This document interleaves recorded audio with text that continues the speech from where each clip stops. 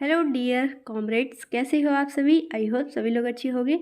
तो कैसे चल रही है आपकी तैयारी। एकदम फाड़ू तरीके से तैयारी करो, अब बढ़िया नंबर लेके आना इस बार के बोर्ड में, ठीक है। चलो सवाल की शुरुआत करेंगे, लेकिन उससे पहले आप लोग जितने भी वीडियोस देख रहे हैं, इसके अलावा भी एसएसटी, भौतिक विज्ञान, रसायन विज्ञान, हिंदी, सभी की वीडियोस आती है।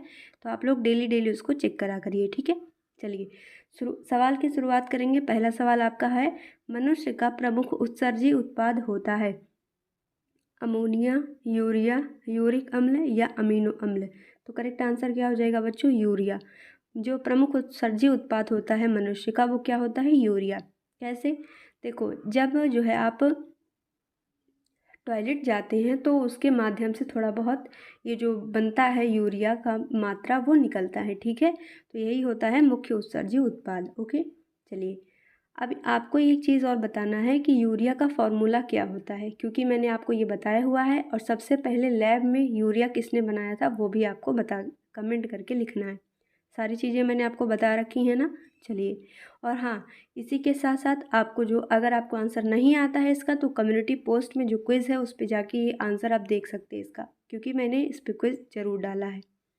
चलिए दूसरा सवाल, मनुष्य में मुख्य उत्सर्जी अंग क्या है। मनुष्य का जो मुख्य उत्सर्जी अंग है वो क्या है, वृक्क, फेफड़ा, त्वचा या फिर यकृत।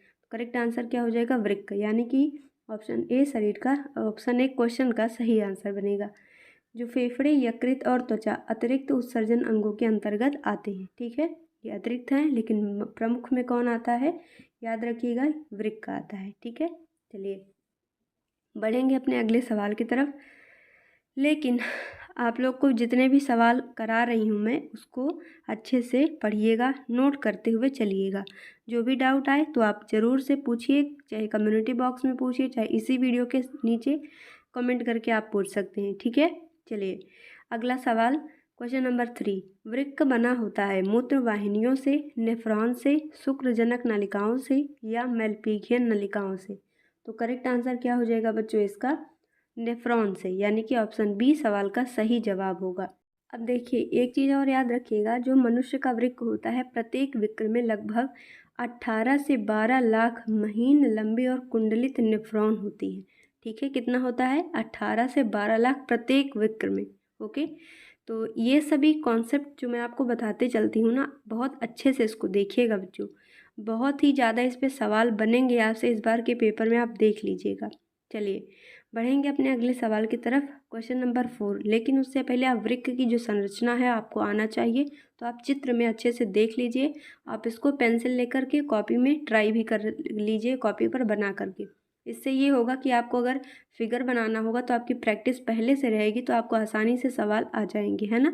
चलिए सवाल की तरफ बढ़ेंगे। चौथा सवाल, बोमेन संपुट किसका भाग है, यकृत वाहिनी का, वृक्क नलिका का, सभी उत्सर्जन नलिकाओं का या सभी शुक्रजनक नलिकाओं का। तो जो वोमेन संपुट होता है बच्चों, वो वृक्क नलिका का भाग होता है, यानी कि राइट आंसर क्या हो जाएगा, ऑप्शन सी बी सवाल का सही जवाब होगा। वृक्क जो होता है वो वोमेन संपुट का भाग होता है, वो मतलब जो वृक्क है उसका भाग क्या है, वोमेन संपुट होता है, ठीक है। जिससे जो ये है क्या बोलते हैं, वोमेन संपुट, इसको क्या कहते हैं, मैलपीही कोश भी कहा जाता है, ठीक है। याद रखेंगे। चलिए बहुत ही अच्छी बात है अगर आप याद रखेंगे, लेकिन फिगर में देख लो वोमेन संपुट कहाँ पर है, ये इस जगह पर वोमेन संपुट है, ठीक है। जो वृक्क नलिका है हमारी उसी में होता है वोमेन संपुट। ओके, चलिए सवाल की तरफ बढ़ेंगे। पांचवा सवाल है, यकृत संश्लेषित करता है शर्करा, रुधिर, यूरिया या प्रोटीन। तो जो यकृत होता है वो यूरिया को संश्लेषित करता है, तभी तो उसके बाद जो है हमारा जो यकृत होता है वो यूरिया संश्लेषित करता है, वही जो हमारा प्रमुख उत्सर्जी अंग पदार्थ होता है वही तो बाहर निकलते हैं, है ना। चलिए यकृत जो है यूरिया का संश्लेषण करता है, यह जो है रुधिर में उपस्थित अमोनिया को यूरिया में परिवर्तित कर समय समय पर उसे उत्सर्जित करता रहता है। अब आप एक चीज़ ये समझ गए होंगे कि जो यूरिया होता है वो किससे बना होता है, अमोनिया का बना होता है। अब जो अमोनिया होता है वो कहाँ पर होता है, हमारे शरीर में ब्लड के अंदर होता है।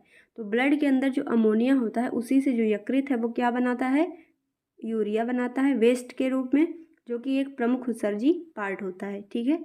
ऐसी सारी चीज़ें सीक्वेंस से आप समझोगे तो आसानी से आपको याद हो जाएगा। इतने अच्छे से, बिल्कुल कायदे से, मुझे लग नहीं उम्मीद है कि आपको कोई और बता सकता है। बहुत ध्यान से सब चीज़ों को पढ़ते चलिएगा, ठीक है। देखिए बच्चों, मेरी एक आदत है पढ़ाने की या फिर खुद भी पढ़ने की। जब भी मैं पढ़ाती हूँ 10 ही मिनट पढ़ो, लेकिन बिल्कुल ध्यान से ध्यान केंद्रित करके पढ़ो। ज़्यादा हंसी मजाक के चक्कर में मत रहा करो, ठीक है। जितनी देर पढ़ो, 2 घंटे पढ़ो, 3 घंटे पढ़ो, तो उतना बिल्कुल टारगेटेड पढ़ो। बहुत सारे ऐसे लोग होते हैं जो 5 घंटे 6 घंटे पढ़ते, लेकिन उनका 5 घंटे में से 2 घंटे हंसी मजाक में जाता, बिल्कुल 3 ही घंटे पढ़ते। और आप 3 घंटे आराम से ध्यान केंद्रित करके पढ़ लो, बाकी आराम से मन फ्री रहेगा, है ना। चलिए, सवाल है बिंदुस्राव परिणाम है किसका। तो सही आंसर हो जाएगा क्या, मूलदाब का। जो बिंदुस्राव होता है वो मूलदाब का परिणाम होता है, यानी कि ऑप्शन डी सवाल का सही जवाब होगा। अब मूलदाब के लिए ये जो चित्र आपके सामने दिखाई दे रहा है, इसको अच्छे से देखिए और इसको प्रैक्टिस कर लीजिए अपनी कॉपी में। जिसको नहीं याद है मूलदाब क्या होता है, ट्रिक से मैंने समझाया हुआ है, तो जाके प्लेलिस्ट में देख लो। इतना सारा इजी आपके लिए हर चीज़ किया है मैंने। चलिए 7वें सवाल की तरफ बढ़ेंगे। पादपों में जलीय अपशिष्ट उत्पाद का उदाहरण है रबड़, गोंद, लौह का तेल या फिर ये सभी। तो आंसर याद रखिएगा, ये सभी, यानी कि जो रबर है, गोंद है, लौंग का तेल है, ये सभी हमें पादपों के अपशिष्ट उत्पाद के रूप में मिलते हैं। अब देखिए, अब रबर कैसे मिलता है, जब आप पेड़ को थोड़ा सा बीच में कट कर देते हो इस तरीके से, चित्र में आप देखिए इस तरीके से गोंद को, पेड़ को, जो गोंद का पेड़ होता है बीच में से कट करके उसका जो दूध निकलता है उससे गोंद इकट्ठा की जाती है, ठीक है। सॉरी, रबर इकट्ठा की जाती है। जो गोंद होता है वो देख लीजिए आप, इस तरीके से पेड़ में निकलता है गोंद, जिसका यूज़ हम जो है, कई बार क्या होता है जैसे महिलाओं में दर्द, कमर दर्द की शिकायत वगैरह रहती है, तो उसके लिए गोंद का लड्डू बोला जाता है खाने को, है ना।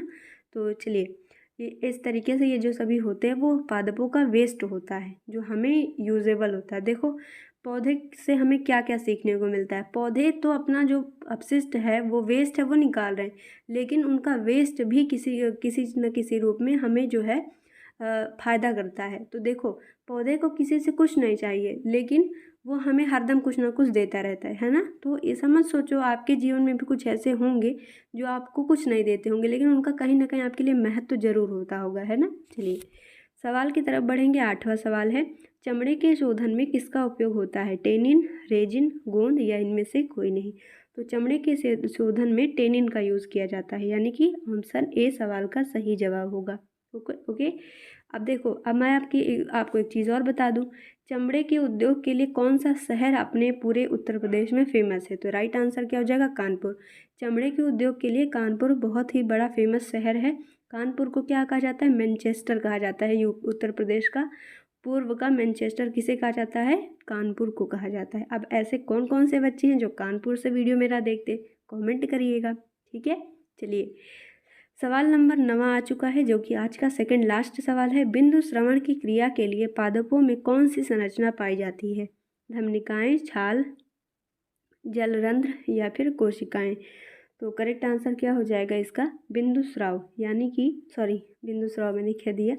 ऑप्शन सही होगा जलरंध्र, यानी कि सही उत्तर हो जाएगा सी, ऑप्शन सी सवाल का सही जवाब होगा, ठीक है। बिंदु स्राव की प्रक्रिया जलरंध्रों के द्वारा होती है, ठीक है। जो बिंदु श्रवण होता है वो जलरंध्र, मतलब जैसे आप समझ रहे हैं ना, जलरंध्र मतलब ऐसे रंध्र जिसमें जल या फिर जल को अवशोषित करने वाले रंध्र, वहाँ से क्या होता है, बिंदु स्राव होता है। ओके, चलिए बढ़ेंगे अपने अगले सवाल की तरफ, और हमारा अब आने वाला है आज का अंतिम सवाल, क्वेश्चन नंबर 10, जो कि आपके स्क्रीन के सामने ये रहा। दो तंत्रिका कोशिका के बीच खाली स्थान को कहते हैं, मतलब जो तंत्रिका कोशिका है हमारी, उसके बीच जो खाली स्थान होता है उसको हम क्या कहते हैं, ध्रुविका, सिनेप्स, एक्सॉन या फिर आवेग। सही जवाब क्या हो जाएगा, सभी को पता है सिनेप्स होगा, यानी कि राइट आंसर क्या हो जाएगा, ऑप्शन नंबर बी सवाल का सही जवाब होगा। अब जो तंत्रिका कोशिका है, फिगर में ध्यान से देखिए, आपको इसको अपने कॉपी पर चित्र में बनाना है। इसलिए मैं बोलती हूँ, चित्र मैंने इसलिए लगाया हुआ है ताकि आपको चित्र बार बार दिखे। जब आपको रिपीटेडली बार बार चित्र दिखेगा तो आपको अच्छे से वो चीज़ रट जाएगी। अब अगर आप प्रैक्टिस भी नहीं करोगे ना, तो ध्यान में अगर रहेगा, अब देखो जो चीज़ हम आँखों से देखते हैं वो हमें ज़्यादा जल्दी याद रहता है ना। अब आपको अपनी क्लास 5th 6th की जो मैम पढ़ाती रही होंगी याद होंगी ना, तो जो हम आँखों से देखते हैं वो हमें जल्दी याद रहता है। तो आप चित्र ध्यान से देखते रहिए, आपको याद हो जाएगा, ठीक है। तो आपको कैसे बनाना है वो एक बार प्रैक्टिस कर लीजिए तो अच्छे से आप परफेक्ट हो जाओगे। चलिए फिर वीडियो को एंड करेंगे, मिलते हैं अगले वीडियो में। तब तक के लिए thank you, bye bye, take care and best of luck for your exam. Thank you.